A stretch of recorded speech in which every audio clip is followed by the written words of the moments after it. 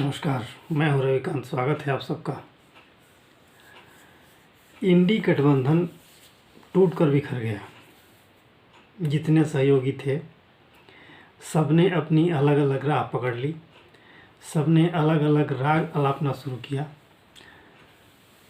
समय है इस समय दिल्ली के विधानसभा चुनाव का। आप सबको पता है, चुनाव की घोषणा हो चुकी है। फरवरी में चुनाव है, 5 फरवरी को। और चुनाव की घोषणा के साथ ही वैसे तो औपचारिक रूप से ये गठबंधन लोकसभा के चुनाव के बाद से ही ऐसे संकेत मिलने लगे थे कि ये गिने चुने दिनों के मेहमान हैं, आज नहीं तो कल इन्हें बिखरना है। मौके की तलाश थी, क्योंकि लोकसभा चुनाव के बाद लगातार कुछ राज्य के विधानसभाओं के चुनाव थे।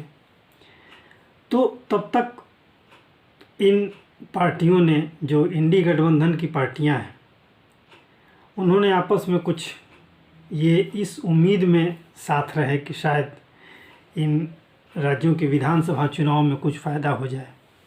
लेकिन हरियाणा के विधानसभा के चुनाव में या अन्य जगहों के जो विधानसभा चुनाव हुए, उसमें कोई ख़ास फ़ायदा नहीं हुआ। तो इन्हें लग गया था कि इस गठबंधन का कोई मतलब नहीं है। अब एक तलाश थी बहाने की, कौन सा बहाना मिले और हम अलग हो जाएं। तो बहाना मिला दिल्ली का विधानसभा चुनाव। आपको पता होगा, हरियाणा में आम आदमी पार्टी चाहती थी कि कांग्रेस हमें कुछ सीटें दे दे, लेकिन कांग्रेस सहमत नहीं हुई। वही रणनीति आम आदमी पार्टी ने दिल्ली में अपनाया। कांग्रेस चाहती थी कि आम आदमी पार्टी हमें कुछ सीटें दे दे, आम आदमी पार्टी तैयार नहीं हुई। तो एक अच्छा बहाना था। उसके बाद कश्मीर की जो क्षेत्रीय पार्टी है, जो इसमें सत्ता में है, नेशनल कॉन्फ्रेंस, उधर शरद पवार पहले से ही अलग की तरह से ही हैं, और शिवसेना के जो उद्धव ठाकरे का गुट है वो भी अब खुल के सामने आ गया है। ममता बनर्जी पहले से ही अलग राग अलाप रही हैं। वो चाहती हैं कि इस इंडी गठबंधन का नेतृत्व मेरे हाथ में आ जाए। लालू यादव ने भी स्पष्ट कर दिया। तो एक तरह से औपचारिक रूप से ऐलान हो चुका है कि इंडी गठबंधन टूट गया है। आप जानते हैं ऐसा क्यों है? इंडी गठबंधन के टूटने की सबसे बड़ी वजह जो है, जितनी भी क्षेत्रीय पार्टियां हैं जो आज कांग्रेस के साथ, कांग्रेस के पीछे पीछे खड़ी हैं, ये सिर्फ लोकसभा चुनाव में इनका एक साथ गठबंधन हुआ इस उम्मीद में कि शायद भाजपा को पीछे किया जा सकता है अगर हम सभी एकजुट हो जाएं। एक प्रयोग के तौर पे देखा जाए। प्रयोग असफल रहा। बहुत कोशिश की गई लेकिन सफलता नहीं मिली इंडी गठबंधन को। भाजपा और उसका गठबंधन पुनः सत्ता में आ गया, और जो प्रधानमंत्री मोदी के जो कामकाज करने की शैली है उस पर कोई असर नहीं हुआ। सीटें कुछ कम हुई तो भी, बल्कि और जोशो खरोश के साथ वो और भी नए नए तरह के बिल ले आ रहे हैं।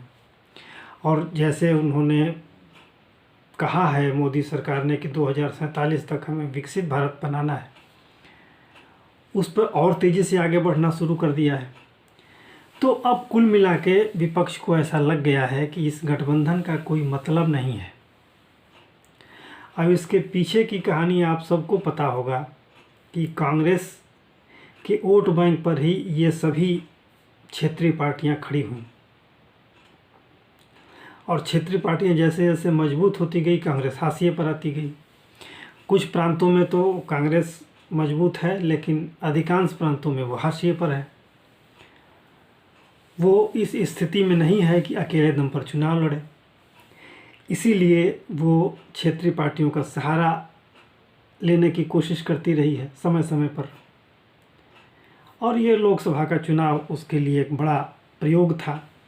एक बार एकजुट होकर के देखा जाए क्या होता है।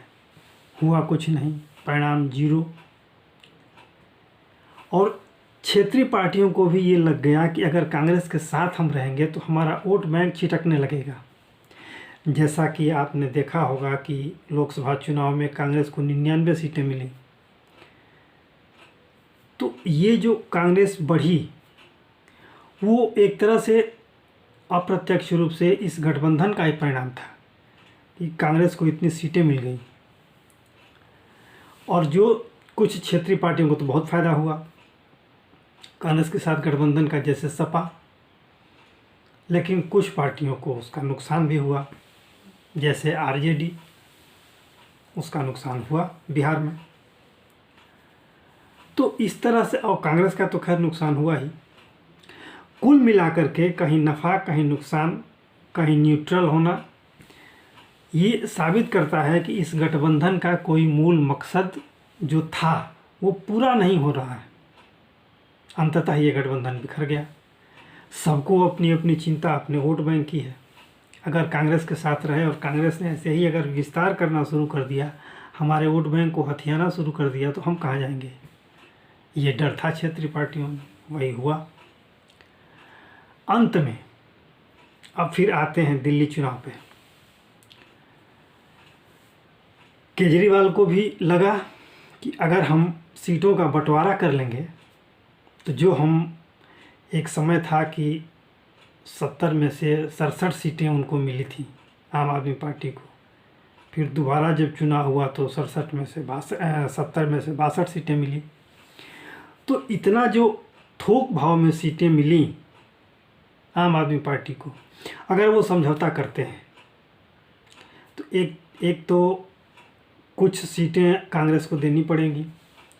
कांग्रेस को देने का मतलब है कि उन क्षेत्रों में कांग्रेस अपना वोट बैंक का विस्तार करेगी। और दूसरी बात ये, केजरीवाल इस चुनाव में बेहद डरे हुए हैं। उन्हें ये सूझ नहीं रहा है कि जो घोटालों की परत दर परत जो पर्दा उठ रहा है और जिस तरीके से आरोप लग रहे हैं और जनता जिस तरीके से आंदोलित है, जिस तरीके से विरोध कर रही है, जिस तरह से खुल कर के सामने आ रही है, उससे सख्ते में हैं केजरीवाल। वो उन्हें आशंका है कि अगर हम एक भी सीट पे समझौता करते हैं कांग्रेस से तो वो एक सीट भी हमारे लिए घातक होगी। उन्हें अब इस बात की चिंता है कि पता नहीं हमारा क्या होगा इस चुनाव में, हमें इस बार भी सत्ता मिल पाएगी कि नहीं मिल पाएगी। और भाजपा ने जिस तैयारी के साथ अपना चुनाव अभियान शुरू किया है उससे तो पूरी आम आदमी पार्टी सख्ते में है। सबसे बड़ा समीकरण अगर हम वोट बैंक के लिहाज से देखें तो जो इस समय वातावरण दिल्ली का बना है, उस वातावरण में ऐसा लग रहा है कि युवाओं का वोट भाजपा की तरफ आकर्षित हो रहा है, महिलाओं का वोट भाजपा की तरफ आकर्षित हो रहा है। साथ में जो भाजपा का जो परंपरागत वोट बैंक है लगभग 34-35% या 36% के आसपास विधानसभा चुनाव में, लोकसभा चुनाव में नहीं, विधानसभा चुनाव में, तो ये वोट तो भाजपा के साथ आने ही आने हैं। इसके अलावे सबसे बड़ा जो फ़ायदा पहुंचा था पूर्वांचल के वोटों का, मतों का केजरीवाल के साथ, वो छिटकता हुआ दिखाई दे रहा है। ऐसा लग रहा है कि पूर्वांचल के मतदाता, खासतौर से पूर्वी यूपी और पश्चिमी बिहार का जो क्षेत्र है, यहाँ के मतदाता, साथ में वो श्रमिक जो यूपी और बिहार से जा कर के और दिल्ली में बसे हैं और वहाँ या तो मजदूरी करते हैं या अन्य अलग अलग कंपनियों में काम करते हैं। कोई छोटे पदों पर है, कोई अच्छे पदों पर है, कोई मार्केटिंग का काम करता है, कोई व्यवसाय करता है, कोई ऑटो चलाता है। तो रोजी रोजगार के लिए जो बाहर से गए हुए लोग हैं उनमें से भी अधिकांश वोट बैंक, अधिकांश वोट जो है वो भाजपा के साथ आता हुआ दिख रहा है। और ये सब चीज़ें कोई पर्दे के पीछे नहीं है, लोग इसे खुल के व्यक्त कर रहे हैं, आपस में बातें कर रहे हैं, मीडिया से बातें कर रहे हैं। और ये आपको हर गली चौराहे पर, हर नुक्कड़ पर इस तरह की बात होती हुई आपको लगेगी, दिखेगी। और ये बातें जो हैं वो सकते में डाल रही हैं आम आदमी पार्टी को। इसके अलावे सबसे बड़ा जो फैक्टर है दिल्ली का, मुस्लिम वोट बैंक। मुस्लिमों में भी ये मुस्लिम भी इस समय कंफ्यूज हैं कि वो केजरीवाल के ही साथ रहें या कांग्रेस को सपोर्ट करें, क्योंकि ये जिस तरह से वो रवैया है आम आदमी पार्टी का, और जिस आक्रामक तरीके से भाजपा चुनाव मैदान में कूदी है, वो निश्चित रूप से जो मुस्लिम वोट बैंक है वो समझ नहीं पा रहा है कि हम जाएं तो जाएं कहाँ। तो एक गुट है जो कि कांग्रेस को सपोर्ट करना चाहता है, और एक गुट जो परंपरागत रूप से आम आदमी पार्टी को सपोर्ट करना चाहता है। लेकिन वो ये संदेह में है कि हमारा जो वोट बैंक अगर एकजुट होता है, और चाहे जिधर भी हो, कांग्रेस की तरफ हो या आम आदमी पार्टी की तरफ हो, क्या वो फलदायी होगा, उस पार्टी को जिता देगा जिस तरह से जनता जागरूक होकर के भाजपा के साथ आ रही है। तो सवाल अनेक हैं, क्या होगा क्या नहीं होगा, ये तो 8 फरवरी को पता चलेगा, और अभी तो चुनाव प्रचार शुरू भी नहीं हुआ है। चुनाव प्रचार जब शुरू होगा तो और भी कई बातें आएंगी, कई परतें खुलेंगी, और चुनाव प्रचार का एक अलग माहौल होता है, और उस माहौल में जनता किस तरीके से उसे लेगी, ये अभी समय के गर्भ में है। तो आने वाला समय क्या होगा अभी ये नहीं कहा जा सकता, लेकिन जो स्पष्ट रूप से जिस तरफ हवा बह रही है, वो अब जनता ने जो संकेत दिया है, और जिस तरह से कांग्रेस लगातार अपनी भागीदारी बढ़ाने की कोशिश कर रही है, और जिस तरह से आम आदमी पार्टी पिछले पांव पर खिसकती जा रही है, उसे स्पष्ट होने लगा है कि इस बार एक बड़ा बदलाव देखने को मिलेगा दिल्ली में। क्या होगा, कैसे होगा, ये समय के गर्भ में है। तो देखना है कि ये परिणाम किस ओर जाता है। ये निश्चित रूप से जो भाजपा ने कहा है कि ये दिल्ली के उज्जवल भविष्य का फैसला है, निर्धारण है,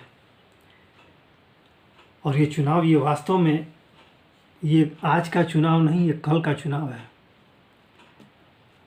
अगर आम आदमी पार्टी सत्ता से बेदखल होती है, और अगर भाजपा सत्ता में आती है, तो ये निश्चित रूप से एक नई सुबह के समान होगा ये परिणाम, और ये परिणाम काफ़ी दूरगामी होगा, जिसको शब्दों में बताना तो फिलहाल संभव नहीं है, लेकिन आने वाले समय में ये भी स्पष्ट हो जाएगा। तो आगे क्या होता है ये तो समय तय करेगा, और वहाँ की जनता तय करेगी। तो आज के लिए इतना ही। आशा है आपको ये वीडियो हमारा अच्छा लगा होगा।